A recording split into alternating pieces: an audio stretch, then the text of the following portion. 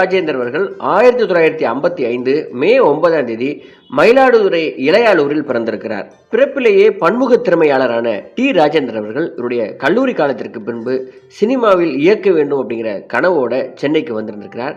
பெரிய போராட்டங்களுக்கு பின்பு 1980களில் அந்த அதிசயமான சினிமா கதவு இவருக்கு திறந்து கொண்டது.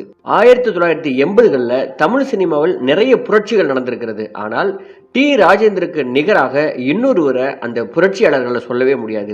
ஒரு நவீன அலையையே உண்டாக்கி வரலாற்றில் இடம் பிடித்திருக்கிறார்.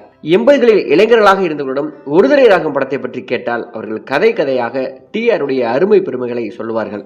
மிகப்பெரிய ஹிட்டு கொடுத்த திறமையான இயக்குநர்களும் மிகப்பெரிய வசூலை வாரி குவிக்கக்கூடிய திறமையான நடிகர்களும் 1980களில் முன்னேறி இருந்த காலகட்டத்தில் தாடி வைத்த ஒரு இளைஞன் எல்லா புதுமுக நடிகர்களை அறிமுகப்படுத்துறேன், எனக்கு ஒரு படம் வாய்ப்பு கொடுங்க அப்படின்னு சொல்லி ஒரு சின்னதாக படம் எடுக்கிறதுக்காக கமிட் ஆகி